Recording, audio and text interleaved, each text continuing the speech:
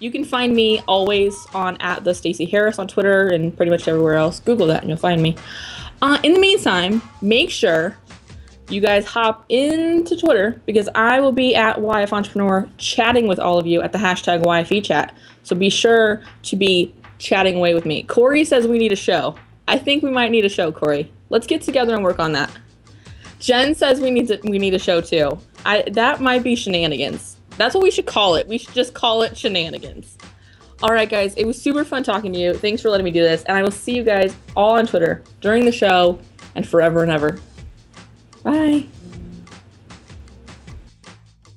So, @the_Stacey_Harris is absolutely the coolest. Thank you so much to @the_Stacey_Harris, Stacey Harris of Hit the Mic Marketing for doing our pre-show. This is Jennifer Dono. You're watching YFE Chat Live, the live show that happens every Thursday night at 6 p.m. Pacific, 9 Eastern here at YFElive.com. Tonight's show is with a gin maker, actually. Very excited about that because last week we talked about, well, not last week, it's actually a couple weeks ago, we talked about marijuana. Super interesting, very controversial. Like we talked about before, unsubscribes all over the place on the YFE mailing, but we were really talking about the industry, the business, the legal stuff behind all of it. So we're going to do the same tonight. We're going to be talking about the liquor industry, but this time with a Seattle native. We're going to bring in Holly Robinson of Captive Spirits Distillery. It's a distillery here in the Seattle area, in Ballard to be specific. Very excited to talk to her. We're going to be talking about opportunities in the liquor industry, problems that they're having, and also, of course, cocktails, because tonight is the cocktail kind of night. So stick around through the entire 30 minutes and use the hashtag YFE chat. I'll be on there also on the chat. Ask your questions, call in. We also have the call-in line at 8. I'll give it to you after the break. So I'll see you on the flip side.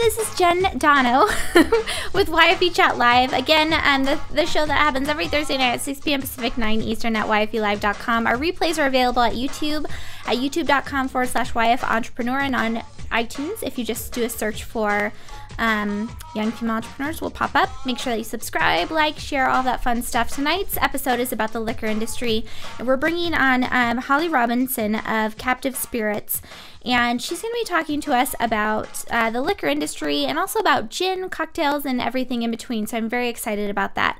Tonight's episode is episode 70, and it's brought to you by a couple sponsors. The first one is Oval Eye TV. Oval Eye TV hosts and produces live video events built to meet your objective. Visit ovaleye.tv to request a free 30-minute consultation today to find out more about going live with your brand. And my MailChimp, and we've got the latest from YFE presented by MailChimp. MailChimp is the best way to design, send, and share email newsletters. You can get started today at MailChimp.com. And let me tell you, I can be very dangerous with MailChimp. If you've subscribed to YFE's, the Mailed It email newsletter, I'm trying to be really good about not sending you an email every day, but every day I feel like emailing you guys and letting you know about cool things that are happening. One of the things I've been interested in doing is doing a mailing out every. We used to do this when YFE a couple years ago. A couple years ago, we did a weekly email out on Fridays that was like the links that we gathered that were informative, that had to deal with young women, entrepreneurship, stuff that was happening like in politics and in business and like fun stuff. And instead I've been sharing it over Twitter and Facebook and that kind of thing. So let me know if you're on chat, if that's something that you're interested in. Oh, at Corey Freeman, thank you. You can email me all you want, Jen. Thank you. That makes me feel better because I get very, I'm sure all of you guys do too. It's not just me, that you get very like worried about how much you email people. But anyway, let me know if that's something that you'd be interested in, because we gather a lot of links. We have people emailing us all the time with new product offers, etc. So just let me know if that's something you'd like. So apart from the Mailed It list, which if you haven't signed up yet, go to yfe.me/mailedit, sign up for our email list so I can send you emails. And tonight's show is all about liquor, like we were saying. If you're on Instagram, make sure you take a picture of the cocktail that you're drinking, whether it's wine, a cocktail, etc. YFE chat, I know you guys like your cocktails, which I do too. So would love to see what you're drinking. Tag it with YFE chat. So tonight's Holly Robinson, if you're drinking a cocktail, if you're in the Seattle area and you're actually drinking one with Big Gin, which is the cocktail or the liquor that we're going to be talking about with Captive Spirits, then you get bonus points. So at the end of this, I'm sure all of you are going to be asking your bartender and your local liquor store to be stocking it. So it'll be really fun. But back to getting what's going on recently with YFE, we've had Kristen Runvik, at Kristen Runvik. She recently attended World Domination Summit, which I know a lot of you guys did. And so I've been on Instagram and following you, and you're also inspired after the conference. It's a conference that Chris Guillebeau presented down in Portland, which is just south of here. We're in the Seattle area. He actually wrote $100 Startup, and she gave us the 3 takeaways. There's a video of her with no audio. You could play over it too, Kristen. Really, really cool of her to record that for us. And so 3 takeaways, which anyone can really apply at any conference, which is really cool. Like my favorite one is her first point, which is just go up and talk to people. Everyone feels uncomfortable when you do that first weird introduction. So definitely check that out. And then also, another thing that we did was last week, YFE Vegas Tech. Jacqueline Jensen of at Jackie M. Jensen. She's ticketcake.com, COO. And she also produces the Downtown podcast down there in Las Vegas. She recorded, there's another video of Jackie. No audio, yeah, there's no audio on it. If you guys can check out, both of them are on our YouTube channel at youtube.com/YF Entrepreneur. Both fantastic resources. So Jacqueline brought in at Mean Krista, and they were talking about the idea of failing forward. It was a really interesting talk between the two of them. So check it out again at youtube.com/YF Entrepreneur. Like, share, comment, all that fun stuff. So just a quick shout out to everyone that's on the chat. Thank you so much for showing up live. And a big, again, thank you to at the Stacey Harris. She's at hitthemicmarketing.com. She just launched a pre-sale of a product for Facebook marketing that's coming out. And I feel like I'm pretty up in all this stuff, but Facebook still confuses me because it's constantly changing. So hopefully you guys can check that out at hitthemicmarketing.com. So let's go ahead and talk about our guest. Right? I'm really excited to bring her on. So Holly Robinson. Holly Robinson is the marketing and events director behind Captive Spirits. She's expected to articulate the Captive Spirits brand image. The team leans on her for brand development, community outreach, marketing events, and the occasional tiebreaker. When she's not hocking booze, I love her bio. You can usually find her in the garden or kitchen, cooking, baking, concocting shrubs and tonics fit to pour with Big Gin. So I'm really excited. Holly, thank you so much for being on the live show tonight. Of course. Thank you so much for having me. All right, so let's go ahead and get down to business. What is Captive Spirits? What do you guys do? And what's your role within it? Captive Spirits is just our little gin company. That my husband and fiance for the past 2 years, and we've been together for quite a while before that. We started with a dear friend, Todd Liebman, and his girlfriend, Erica. The 4 of us kind of got together, and the gins really kind of had a force behind it to start off with. And I had a little bit of marketing and background knowledge in promotion, and we just put this together about 1.5 years ago.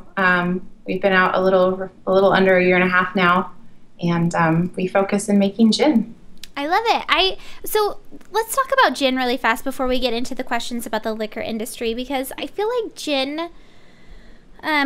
So my favorite gin is, and I don't know anything else actually to do with gin. So gin and tonic is like my go-to summer drink. And someone recently said to add in basil and cucumber into gin. So what's the big deal with gin? Where does the background come from? Because I've read a couple things about your husband and his background in gin. Why gin?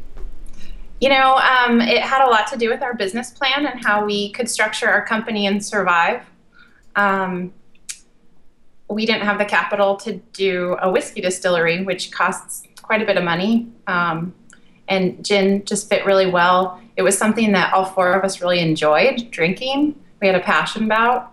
And we also kind of noticed there was something missing in the market in Washington State in particular, with local spirits that we wanted to kind of fill. And that was back when we opened it. There's so many new distilleries all the time. Well, and at NKK Steele or Dickie, she's saying gin and grapefruit juice, greyhounds equals delicious. Gin and grapefruit is amazing. Gin and ginger ale is one of our favorites. Oh, that sounds good.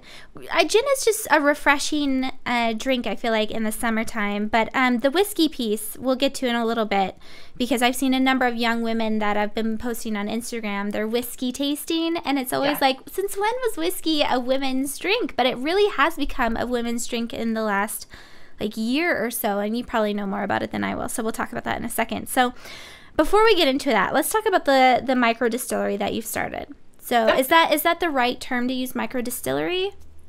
It's definitely a small distillery. Our pot still is only 100 gallons, so that's pretty small. And we have some pictures of that if you can show it when she's talking. It's pretty crazy. I've never seen. I've done wine tours, beer tours. I've never gone into a distillery to look at what that looks like, and it's like a scientific process. It's pretty cool. Yeah, it's fun. It's super fun. My husband does a lot of the distilling, and then we bring in a lot of friends to help us do the bottling and labeling and that sort of thing. And as when we need to do tastings and R&D on cocktail recipes and that sort of thing, we definitely lean on friends, and their input is really important to us in our company. I love it. And I feel like when I look through the pictures and your social media updates, it's a family affair. And I followed you guys for the last couple years. I read an article somewhere about you and started following you. And it's just been really cool to watch the progress. But thank you. As far as getting started, and like you were saying, you're a distillery, you've got these big gallon, big things that bring all of this together. It's a warehouse type of environment, yet you have to do tastings. I don't know if you're doing tastings now, actually. So what kind of challenges were present in creating a business like this? There were several. We don't actually do tastings, which kind of goes into what kind of distillery we are. We opted for a distillery license instead of a craft distillery license. It gave us more flexibility with the products that we use. We wanted to create an English dry gin that represented what gin tastes like. As much as those cucumber and basil and the super fruit-forward gins are lovely, we all really enjoyed a really great gin, and we wanted to create a domestic alternative, and so that's kind of what we did with Big Gin. Nice. Well, let's talk about that then. Is the future of Big Gin, the product that you have currently, is that something that you plan on keeping small? Because if we see in these pictures, you're doing, it's by hand. Like you said, you have your friends and family bottling it. You see yourself with the red red Sharpie, like marking the batch and everything. Is this something that you plan to bring across the U.S., or do you want to really keep within like the Northwest as like the home territory? Well, in order for us to make a profit on it, you really have to expand. And we thought about that when we were developing our business plan and how we wanted to grow, and we want to grow very slowly. We've been open for a year and a half, and we're in about 3 states at this point. And the 3 states being Washington, Oregon, and North Dakota? We're in Washington, North Dakota, and actually Illinois. Oh, wow. Congratulations. That's a big deal. Thank you. And we just actually shipped our first pallet internationally a few days ago up to Vancouver, BC. Oh, how fun. So going back to the challenges, whenever you expand into another state, does that mean more licensing? What does that look like? Yes. Lots more licensing, lots more red tape and tax work, and it gets a little more complicated for Todd, who does a lot of our paperwork, and it gets a little more complicated. We have to reach out to distributors. We have to build relationships in other states. Without that, since we're not present, and we are from Washington, we're not the home state distillery, which a lot of states have now.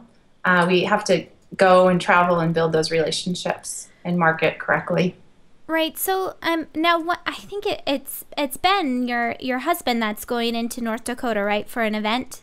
Yeah, he's taking Stella over there for a week. So. And Stella is our 2-year-old daughter. Oh my gosh, that is the cutest thing. So there's a picture. I don't know if you can find it. There's a picture of him holding your daughter and working. And I just thought this is like the ultimate American dream kind of a thing. You're working with friends and family, and you're just making it work. You're trying to realize your dream no matter what. And I thought that was really cool. So now let's get into some of the more YFE type opportunities part of this, because Sure. you guys are working your behinds off trying to get the gin into all these other states. But with that, I feel like there's opportunities for young women, whether it's with your gin product or any other liquor out there for marketing, etc. So if people want to work with a liquor company, what kinds of things do they need to think about? For example, your website, if you click over to captivespiritsdistilling.com, it asks people, are you 21 and under? So you being the marketing director, what kind of things do you have to think about when you're marketing a liquor product? Well, you can think about a lot of different things. If you want to be a responsible marketer, you think of the demographic that you want to reach. You look at the price point of your product, and you have to make it accessible to people. For us, it's really about doing events and getting our faces out there so we can talk about our product knowledgely. And now the events that you do, because you're a marketing director, marketing and events director. So are the events things that you actually plan and put forward, invite people out to, or do you partner with the bars or the store, the retailer that's selling it, or other events? What do the events look like for you? We do a lot of partnerships, a ton of partnerships. The few outstanding in a field dinners we did the past 2 nights, we partnered with Anna Wallace from the Walrus and Carpenter, and she used our gin in this amazing celery soda cocktail she did.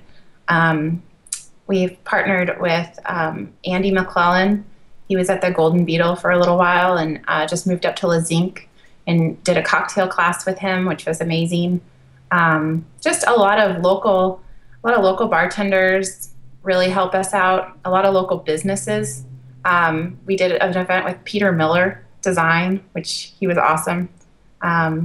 People just take a shining to the gin, and we kind of partner with them and see what works best for the both of us.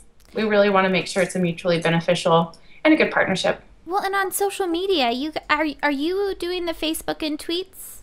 Yes. I love your Facebook page, and whenever you are available in a new bar or a new restaurant, I've seen a few photos where the proprietor will shake the hand of Ben and hand him a check, I think. We were trying to do that more. It was awesome. And it was a little bit smaller, and now it's kind of out of control and we can't keep up. But Yeah. if there's photos out there that people have, we definitely want to see them, because it just makes our hearts happy. Yeah, it's such a smart, you guys, as far as images go and capturing, just fitting your brand, I think you've done a fantastic job, and I think it's a lot of marketers can look to you as a role model as far as marketing liquor. Because you've made it a family. It just feels like a family affair, nice quality gin too. And on that note, at Corey Freeman, who is going to be 21 soon, so I feel like we should be, as responsible marketers, say something along the lines of drink responsibly, don't drink if it's illegal, that kind of a thing. But she's asking, would she like gin? And at the Stacey Harris is saying, if it was a quality gin, I suspect you would. So the thing about Big Gin is that you guys have gone to great lengths to make sure it is a quality gin. Can you talk about what the ingredients that are in it? Yeah, definitely. We really stick towards the common gin compound. So you have your really juniper forward, cassia, angelica is kind of the binding agent of it all. Gin really has, a a unique botanical build to it, and we stuck towards the pretty traditional. We added a couple little fun things in to give it a unique boost, and we definitely ramped up the juniper because that was something we felt really like it needed to have. So, and at the Stacey Harris is bringing us a question from Nikki Steele. What do you do with your work with botanicals? You know, we source them from the U.S. particularly, but there are all sorts of botanical brokers. So San Francisco Herb Company is one, and there's also a company out of the Bronx that we work with quite a bit. And they basically find the best ingredients for us around the world. And they're kind of the middlemen in that. Albania has great juniper, for instance. The juniper here in Washington State is pretty mild. It wouldn't make a really bright gin, so we don't use that. We definitely get batches of botanicals in, and we say these aren't good enough, and we have to send them back and get some different bags. So with that in mind, as far as finding those vendors, the people that you purchase your botanicals from, is that something that you guys had to travel to? Where did you even know how to do that? We just kind of taught ourselves. You know, when you're getting products that aren't very good, well, what would happen is we would call the company, we'd request samples. The samples would come. A few of the items were really bright, very strong, which we're always looking for, the fresh possible you can find, you know, and then we would order those botanicals from that particular company and then go in search of those other botanicals that were a little on the weak side, that didn't really have the characteristics we were looking for. We use Tasmanian pepperberry, and it needs to have a really intense heat to it. Sometimes you get berries that are a little on the dried out side.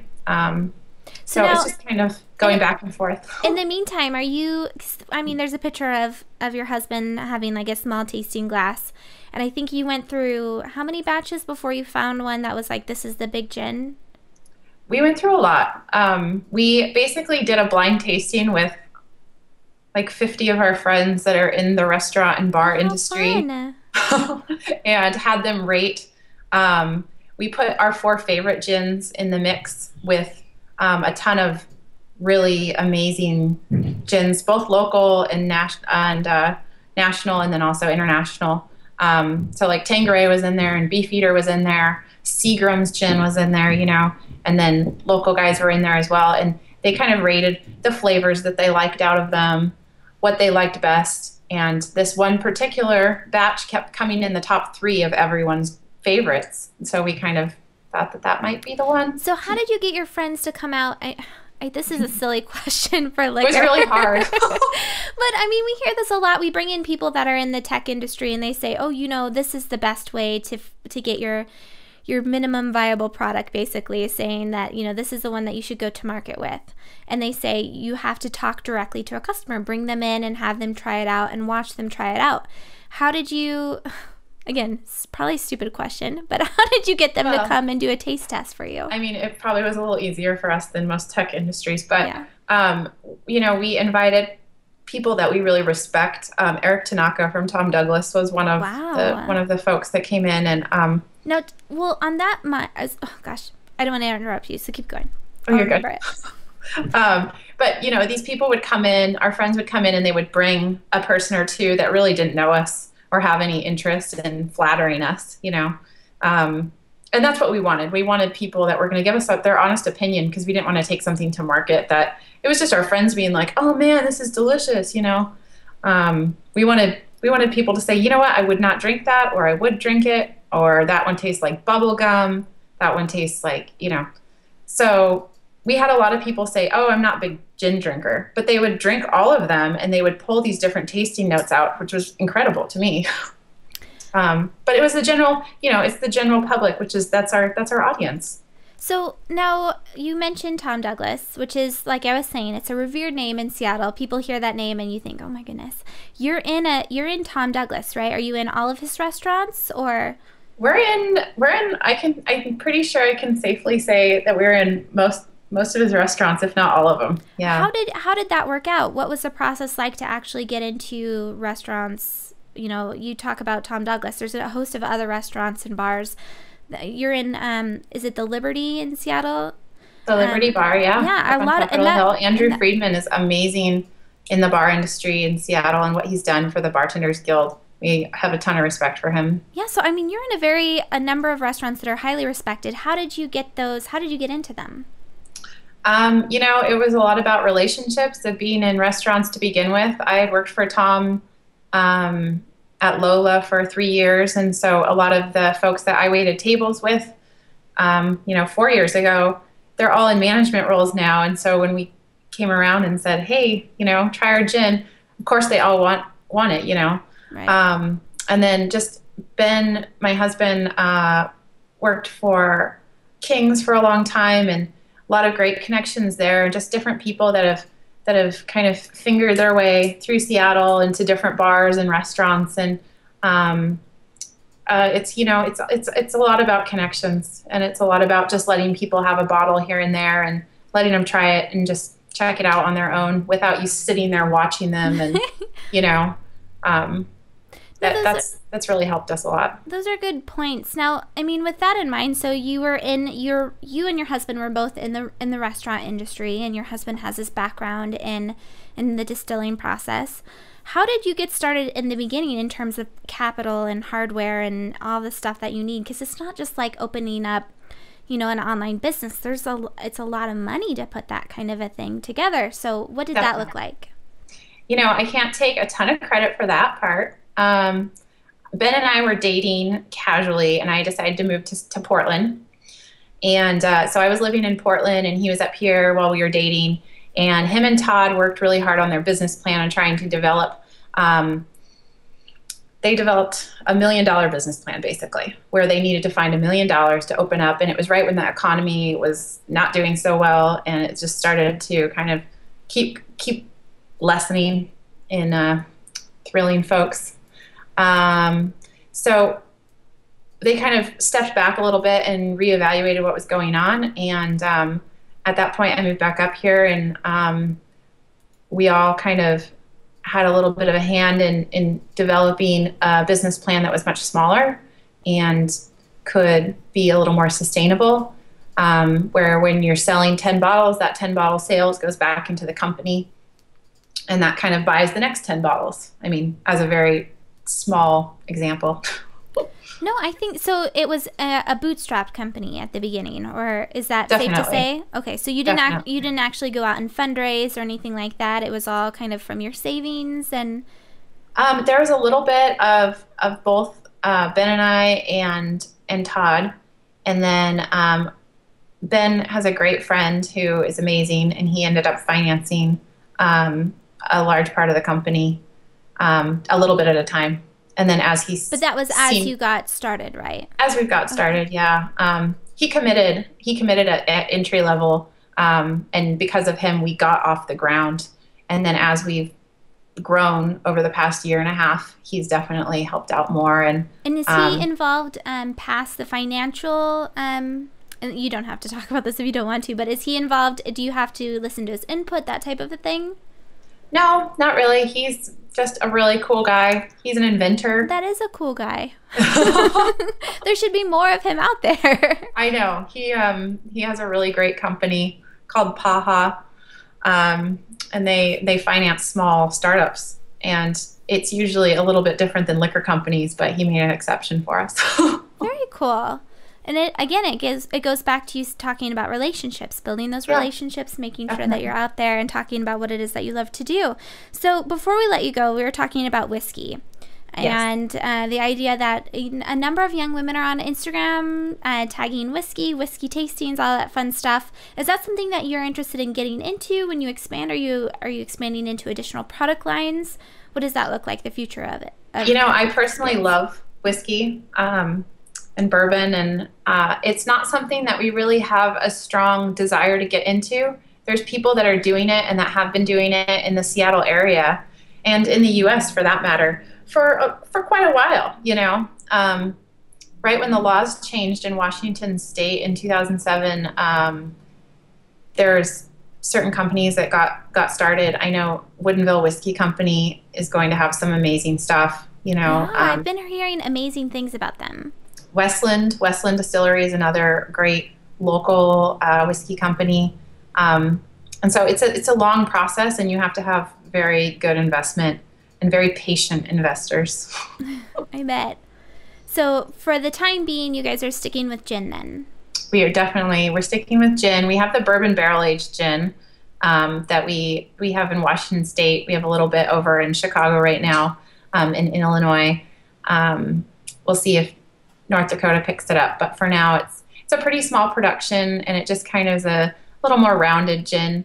They're aged in used Kentucky bourbon barrels for 6 months, and Wow. that's kind of our our answer. The whole liquor process, whether it's wine, beer, whatever, you have to have a lot of patience, and it's the type of a person that would invest in a company like that. It's just interesting to think about it, because it's not just, you know, the patience of making the money, but it's the patience of actually getting the product to market, because you can't rush a process like that. So Not at all. yeah, so Holly, I really appreciate you being on. So let's before I let you go, if I'm living in Arizona, for example, because I know a couple girls that are watching that are in Arizona, if they wanted to buy Big Gin, where could they buy it?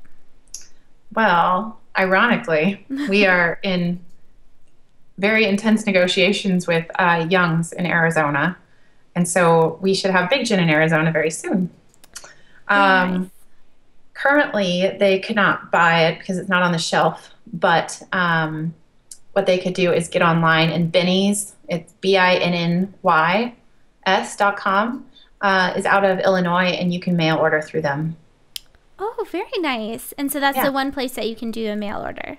Yes. Okay, very cool. We'll have to promote that on the post too, because it's fun. It's fun to have a company, you know, a brand. It's a party, you know, a party favor kind of thing. It spurs some conversation. So I think that's fantastic. Holly, thank you so much for joining us. Is there anything that you want to leave everyone with? Just that if you are interested in checking this out, we love people to come help us to bottle. You can email us through the website. You can stop by appointment. If you send us an email or give us a call, we can come down and sell bottles to you from the space. Awesome. But other than that, just touching base with your bartenders and the places you buy alcohol and letting them know the products that you enjoy. That's how you get them there. Smart. I think that's a great point. Before, you know, our ending point is that if you like a product, tell the people that actually sell the products that you want it in there, because they listen to you. They do. And they don't get a lot of feedback. Right. So that's positive. Yes, exactly. So Holly, thank you so much for joining us. And one more time, where's the website that we can find you at? We're at www.captivespiritsdistilling.com. Awesome. All right. Well, thank you, Holly. Thank you very much. All right, so we've just been listening to Holly Robinson of Captive Spirits, and she, again, awesome. She's founded this company alongside her husband and friends and family, and it's just an incredible backstory, and just, I don't know, it's always fun to hear about new industries, people doing different things, and the work that needs to be put into them, finding different opportunities, ways to solve their problems, etc. So hopefully you guys gain something from it. It's been fun to read your chat for everyone that is watching live at YFElive.com. If you're watching the replay, make sure that you comment, you share with friends, subscribe to our channel, etc. This has been Jennifer Donna with Young Female Entrepreneurs. Hopefully you'll show up next Thursday again at 6 p.m. Pacific, 9 Eastern at YFElive.com.